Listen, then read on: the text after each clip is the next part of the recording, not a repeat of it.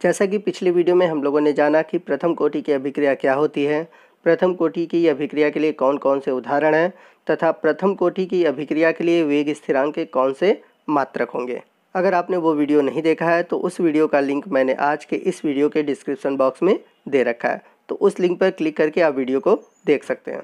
तो आज के इस वीडियो में हम बात करेंगे प्रथम कोटि की अभिक्रिया का समाकलित दर नियम, जिसे इंग्लिश में हम कहेंगे integrated rate law of first order reaction. तो यहाँ पर हम एक सामान्य प्रथम कोटि की अभिक्रिया ले लेते हैं, जहाँ पर R क्या है, अभिक्रियक है, और उस अभिक्रियक से हमारा प्रोडक्ट बन रहा है। यहाँ पर अभिक्रियक की सांद्रता R0 है, चूँकि अभिक्रिया प्रारंभ नहीं हुई है यानी कि T0 है, तो प्रोडक्ट का भी निर्माण नहीं हुआ है, इसलिए प्रोडक्ट की जो सांद्रता है वो है 0। लेकिन कुछ समय के पश्चात यानी T समय बाद अगर हम देखें तो अभिक्रियक की जो सांद्रता है वो R हो गई और कुछ प्रोडक्ट बना, यानी कि प्रोडक्ट की सांद्रता P बन गई। और इस परिवर्तन में कितना समय लगा है, T समय लगा हुआ है। यदि इस अभिक्रिया को हमने प्रथम कोटि की अभिक्रिया मान रखा है तो यहाँ पर हम दर नियम लिखेंगे।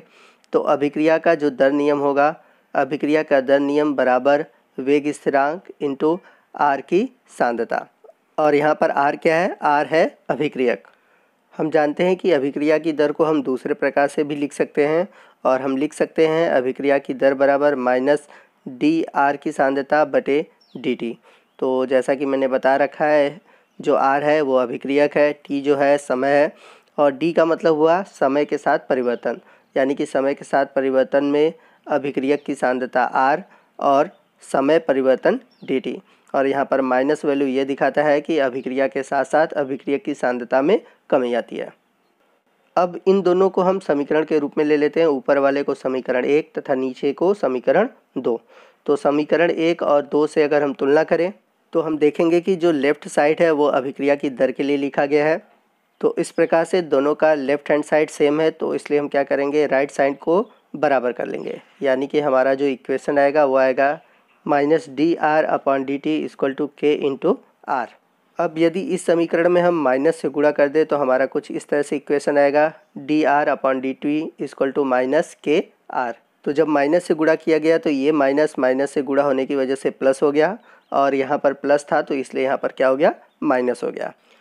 तो इस समीकरण को हम कहेंगे प्रथम कोटि की अभिक्रिया का अवकलित वेग समीकरण, या फिर कहेंगे हम प्रथम कोटि की अभिक्रिया का अवकलित दर नियम।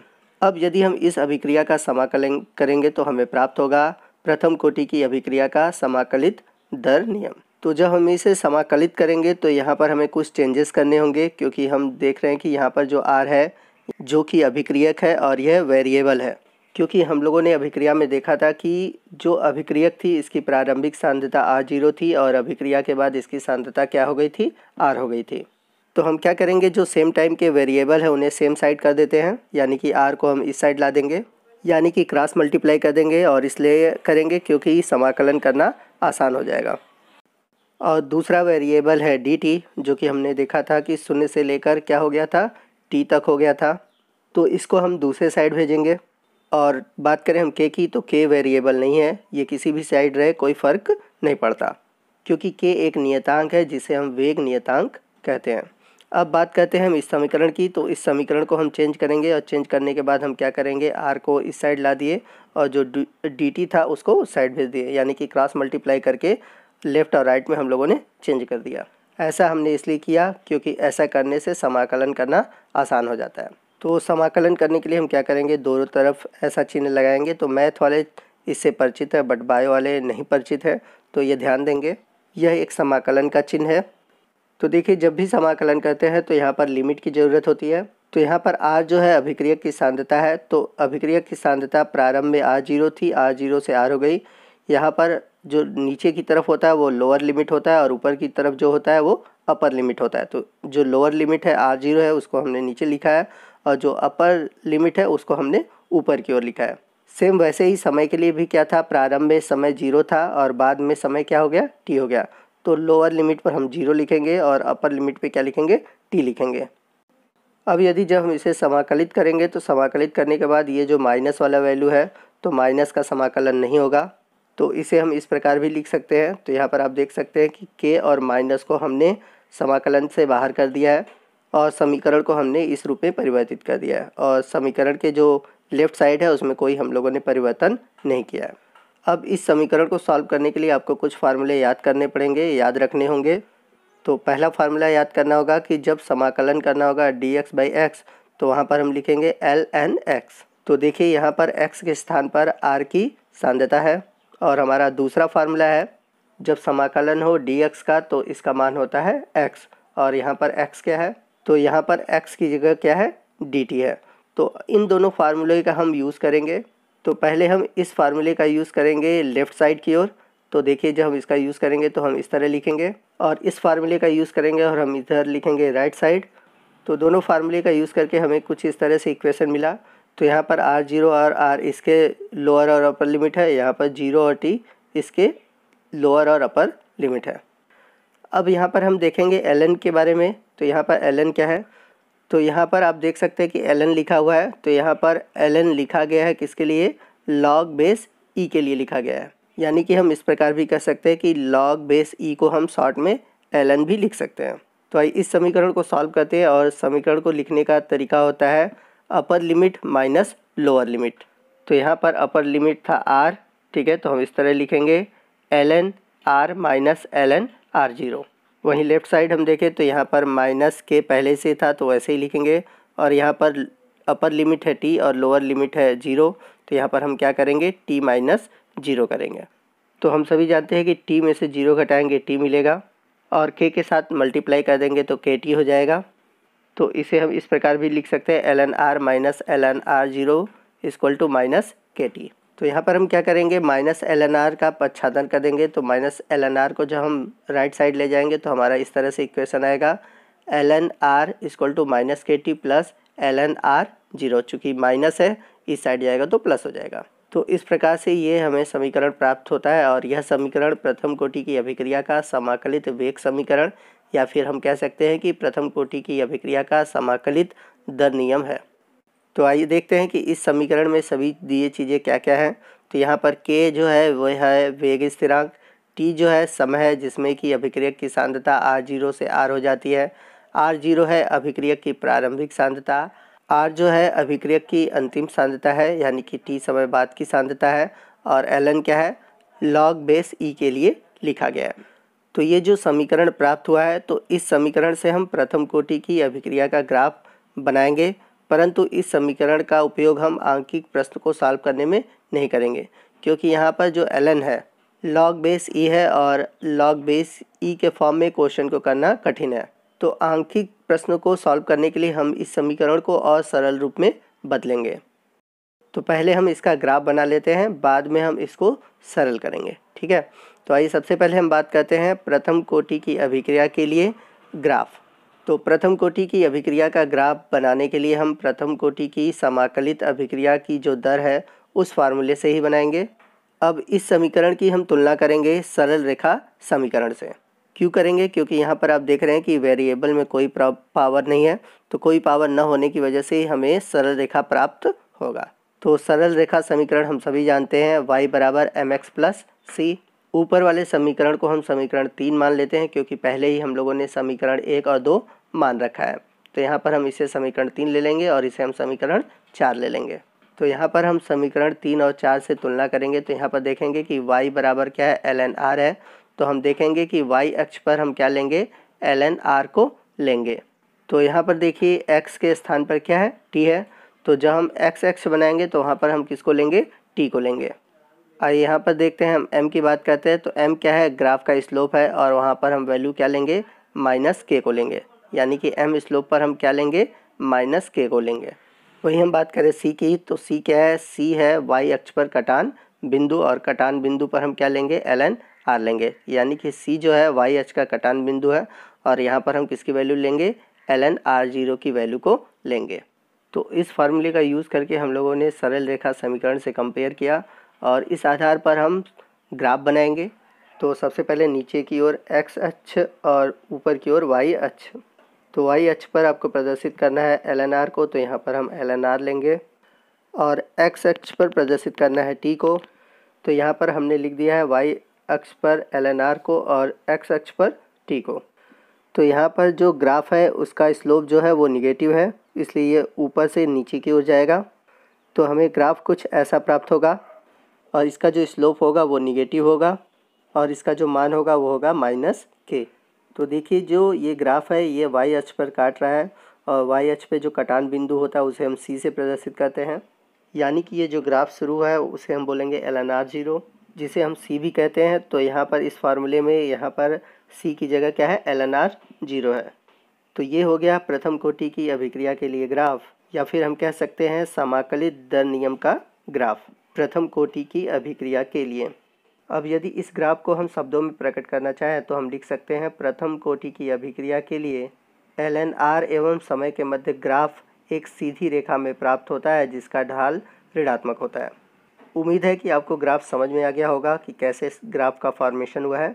आइए नेक्स्ट हम चलते हैं अगले टॉपिक की ओर, और अगला टॉपिक है हमारा प्रथम कोटि के समाकलित दर नियम का सरलतम रूप। जैसा कि मैंने अभी आपको बताया था कि समाकलित रूप से हम ग्राफ तो बना सकते हैं, परंतु इससे जो न्यूमेरिकल है उसको सॉल्व नहीं कर पाएंगे, क्योंकि उससे न्यूमेरिकल को सॉल्व करना कठिन है। तो इसलिए हम क्या करेंगे, प्रथम कोटि के समाकलित दर नियम को हम सरलतम रूप में बदलेंगे। तो सरल करने के लिए सबसे पहले हम क्या करेंगे, इस lnr0 को हम इस साइड ले जाएंगे, यानी कि पक्षांतर करेंगे। तो इधर प्लस है तो इधर जाएगा तो क्या हो जाएगा, माइनस हो जाएगा।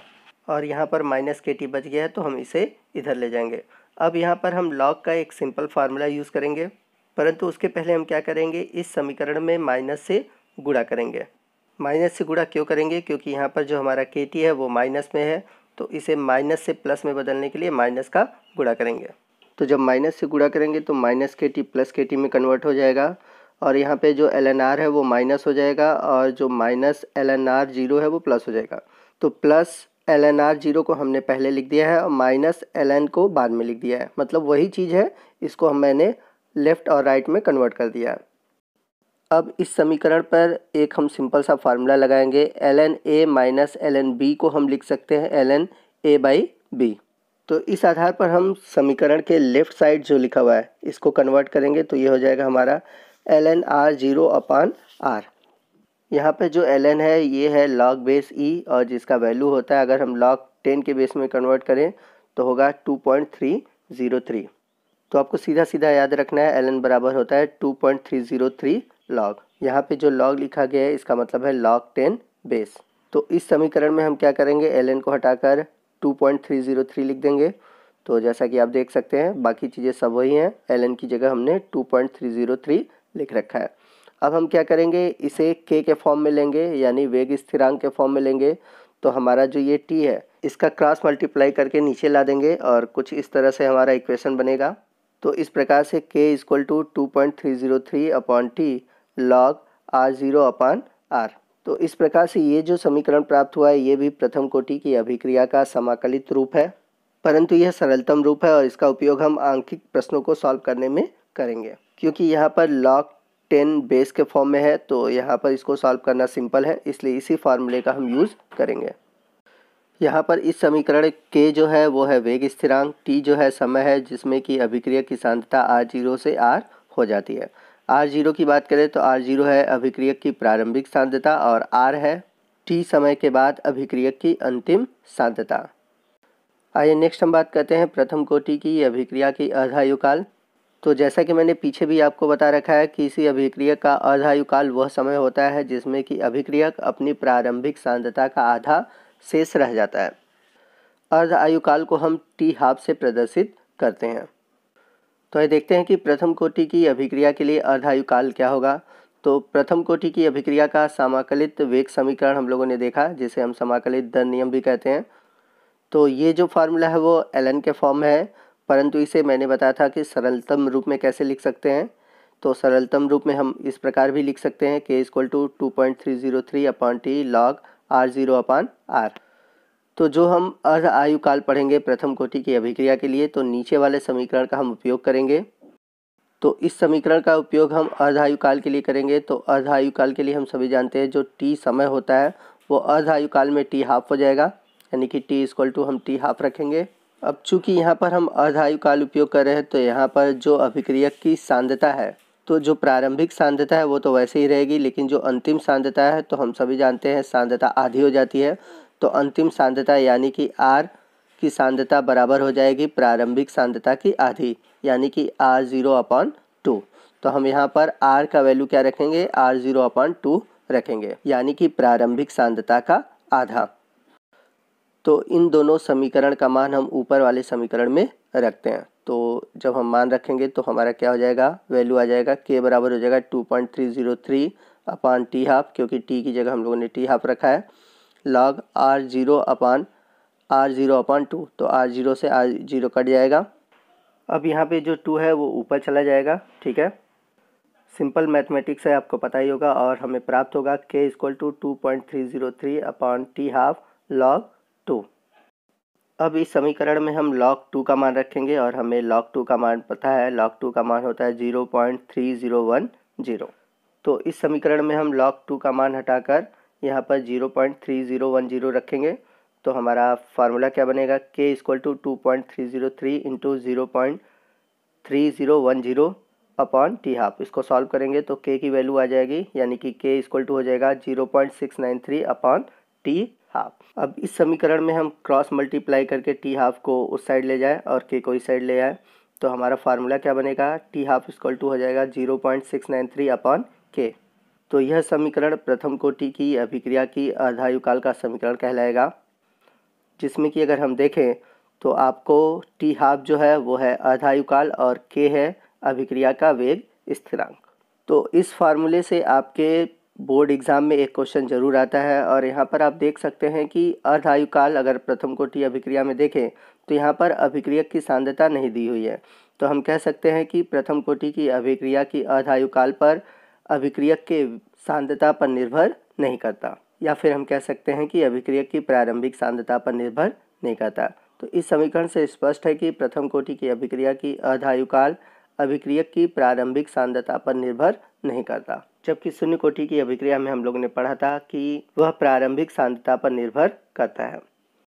आइए चलते हैं अगले टॉपिक की ओर, और हमारा अगला टॉपिक है प्रथम कोटि की गैसीय अभिक्रिया के लिए समाकलित दर नियम।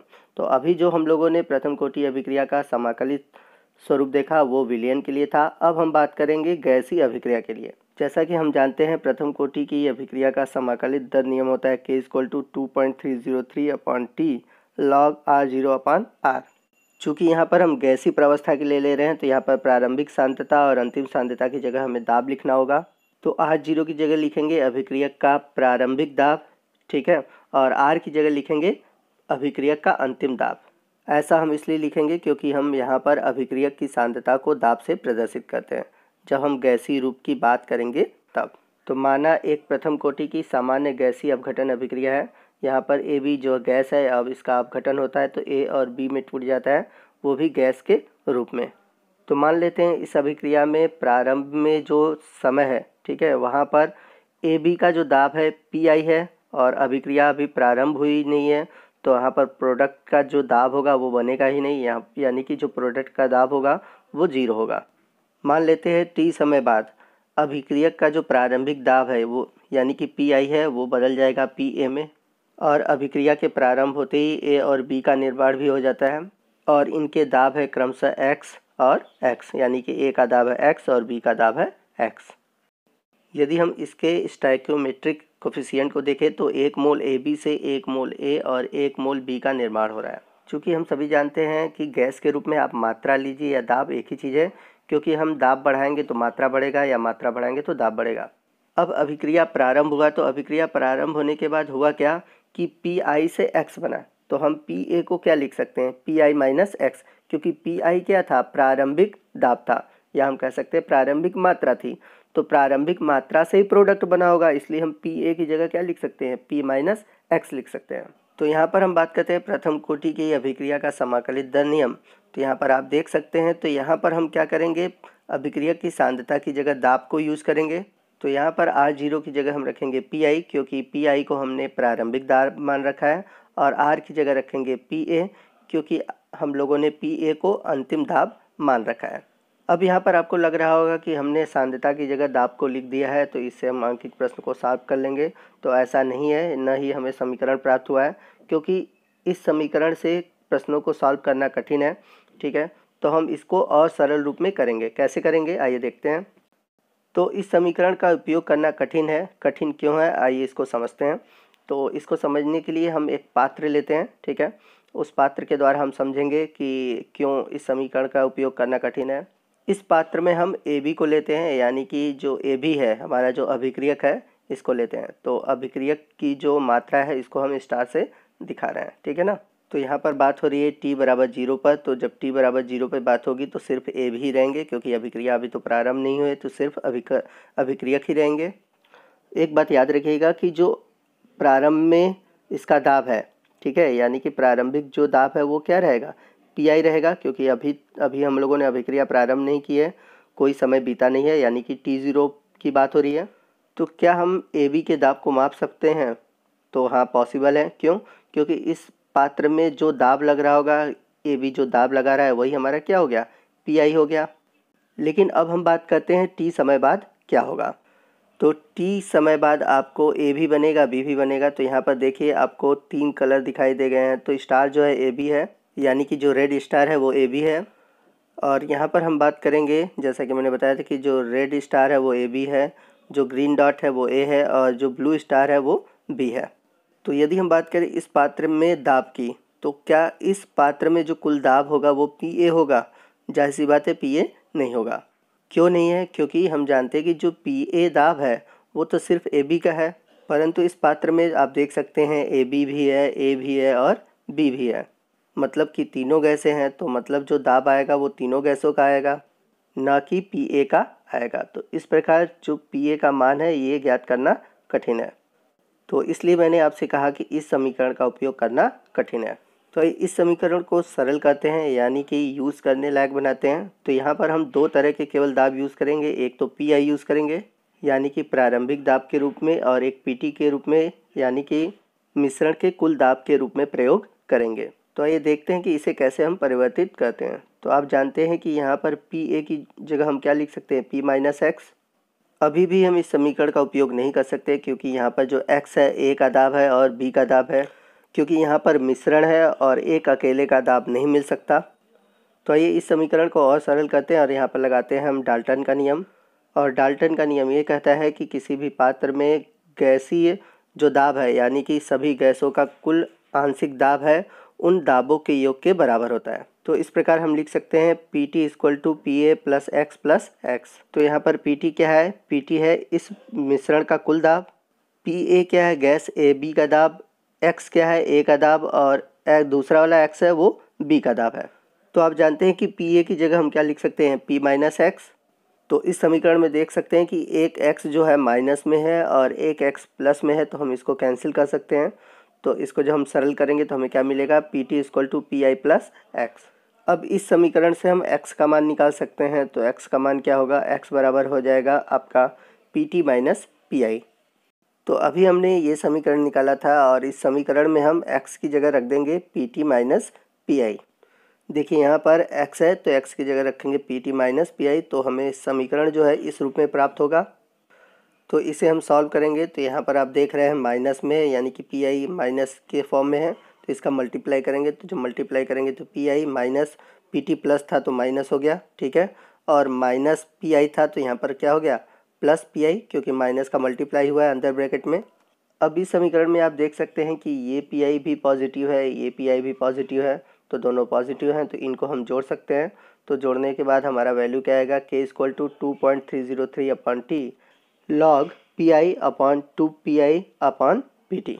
तो इस समीकरण से अब हम आसानी से क्वेश्चन को सॉल्व कर सकते हैं। तो इस समीकरण में पी टी क्या है, तो पी टी क्या है, पी टी है आपके मिश्रण का कुल दाब। तो इस समीकरण में पी टी जो है मिश्रण का कुल दाब है। बाकी सभी के बारे में जानते हैं, के है अभिक्रिया का वेग स्थिरांक, टी है समय, पी आई है अभिक्रियक का प्रारंभिक दाब, और पी टी है गैसीय मिश्रण का कुल दाब। तो दोस्तों ये थी आज की वीडियो। उम्मीद है कि आपको इस वीडियो से बहुत ही बेनिफिट हुआ होगा, आपका हर कंसेप्ट क्लियर हो गया होगा। अगर आपको वीडियो अच्छा लगा हो तो वीडियो को ज़रूर लाइक कीजिएगा। कोई भी डाउट हो आप हमसे कमेंट करके पूछ सकते हैं, और अगर वीडियो अच्छा लगा है तो आप कमेंट करके हमें कह भी सकते हैं। और अपने दोस्तों में इसे अधिक से अधिक शेयर कीजिए ताकि वो भी इसका बेनिफिट पा सकें। और यदि आप हमारे चैनल पर नए हैं और अभी तक आपने हमारे चैनल को सब्सक्राइब नहीं किया है तो प्लीज़ हमारे चैनल को सब्सक्राइब कीजिए और बगल में जो बेल आइकन है उसको प्रेस कीजिए ताकि जब भी मैं कोई नया वीडियो अपलोड करूं उसका नोटिफिकेशन आपको मिलता रहे। तो मिलते हैं अगले वीडियो में अगले टॉपिक के साथ।